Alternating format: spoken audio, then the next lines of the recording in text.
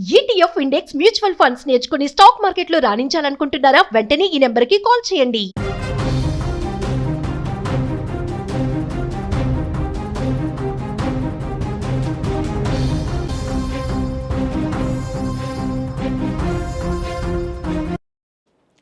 AP ప్రజలకు big alert. Scrub typhus వ్యాధి ఇప్పుడు ఏపీ వ్యాప్తంగా తీవ్ర కలకలం సృష్టిస్తుంది. ఇప్పటికే ఈ యొక్క వ్యాధి కారణంగా ఒకరు మరణించినటువంటి వార్త మనం నిన్న చూసాం. కానీ ఇప్పుడు తాజాగా మరొక మరణం కూడా ఈ యొక్క స్క్రబ్ టైఫస్ వల్ల మరణం సంభవించినట్టుగా తెలుస్తుంది. పల్నాడు జిల్లాలో స్క్రబ్ టైఫస్ కలకలం ఇప్పుడు తీవ్ర అలజడిగా సృష్టించే విధంగా మారింది. స్క్రబ్ టైఫస్ లక్షణాలతో ఇద్దరు మృతి చెందారు. జ్వరం, ఒంటి నొప్పులతో ఆసుపత్రిలో చేరినటువంటి ఇద్దరు ఈ యొక్క వ్యాధి కారణంగా మరణించడం రాష్ట్ర వ్యాప్తంగా కూడా ఈ యొక్క స్క్రబ్ టైఫస్ పరిస్థితి తీవ్రత ఏ రకంగా ఉందో దానికి నిదర్శనంగా మారింది. ముఖ్యంగా స్క్రబ్ టైఫస్ లక్షణాలతో ఉన్నటువంటి వారందరికీ కూడా ఇప్పుడు చికిత్సను అత్యవసరం చేశారు. చికిత్స పొందుతున్నటువంటి తాజాగా సాలమ్మ అనేటువంటి ఒక మహిళ మృతి చెందడంతో ఇంకా సీరియస్గా ఈ యొక్క స్క్రబ్ టైఫస్ కేసులను ఇప్పుడు తీసుకునేటువంటి అవసరం ఏర్పడింది. స్క్రబ్ టైఫస్ వ్యాధిని చాలా సీరియస్గా తీసుకోవాల్సిన అవసరం ఏర్పడింది. గణనీయంగా కేసుల సంఖ్య కూడా పెరుగుతుంది. ప్రస్తుతం రాష్ట్రంలో 2317 స్క్రబ్ టైఫస్ పాజిటివ్ కేసులు నమోదయ్యాయి. జిల్లాల వారీగా చూస్తే చిత్తూరులో 379, కాకినాడలో 141, విశాఖపట్నంలో 123 కేసులు అక్కడ నమోదయ్యాయి. అలాగే కడప జిల్లాలో 94, నెల్లూరులో 86, అనంతపురంలో 68 కేసులు, అలాగే అనకాపల్లిలో 41, అన్నమయ్యలో 32 కేసులు నమోదయ్యాయి. రోజు రోజుకి ఈ కేసుల సంఖ్య గణనీయంగా పెరుగుతుండడంతో రాష్ట్ర వైద్య శాఖ కూడా అప్రమత్తమైంది. దీనికి సంబంధించి ముఖ్యమంత్రి చంద్రబాబు నాయుడు కూడా అప్రమత్తమయ్యారు. నిన్న దీనికి సంబంధించి ప్రత్యేక రివ్యూ కూడా నిర్వహించారు. అన్ని రంగాల వ్యవస్థలను కూడా సిద్ధంగా ఉండాలంటూ వైద్యాధికారులకు ముఖ్యంగా సూచనలు చేశారు. అధికారులందరికీ కూడా నిన్న మీటింగ్లో చాలా క్లియర్ కట్గా కొన్ని సజెషన్స్ కూడా ఇవ్వడం జరిగింది.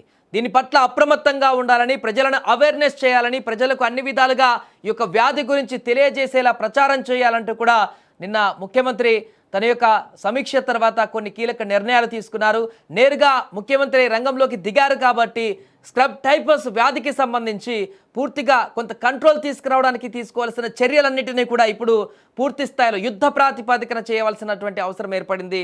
ఆ రకంగానే ఇప్పుడు అధికారులు ముందడుగు వేస్తున్నారు. అయినా కూడా ఈ యొక్క వ్యాధి అనేది ఇప్పుడు తీవ్రత పెంచుకుంటూ పోతుంది. రెండో మరణం సాలమ్మ అనేటువంటి ఒక మహిళ తాజాగా మరణించినటువంటి వార్త వెలుగులోకి రావడంతో ఒక్కసారిగా కొంత భయాందోళన వాతావరణం అయితే నెలకొంది. అయితే ఇది అంటువ్యాధి అయితే కాదు. ఈ యొక్క పురుగు మనకు కనిపిస్తున్నటువంటి ఈ యొక్క పురుగు, చిన్న పురుగు, చూడడానికి ఇంత చిన్నగా ఉన్నటువంటి ఈ పురుగు 6 అడుగుల మనిషిని నేలమట్టం చేసేటువంటి పరిస్థితికి దారితీస్తుంది. అసలు ఈ పురుగు ఇంత దారుణంగా మనుషులను చంపేటువంటి పరిణామానికి గల కారణాలేంటిపైన కూడా అన్వేషణలు చేస్తున్నారు.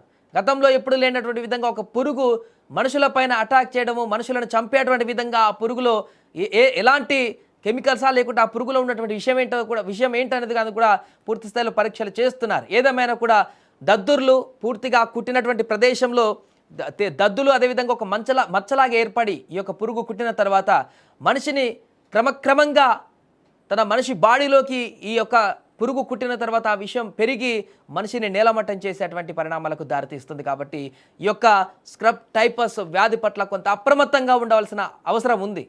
అంటే సీరియస్గా అనేది కరోనా వైరస్ లాగా అంత సీరియస్గా తీసుకోకపోయినా కొంత జాగ్రత్తలు అయితే తీసుకోవాల్సిన అవసరం ఉంది.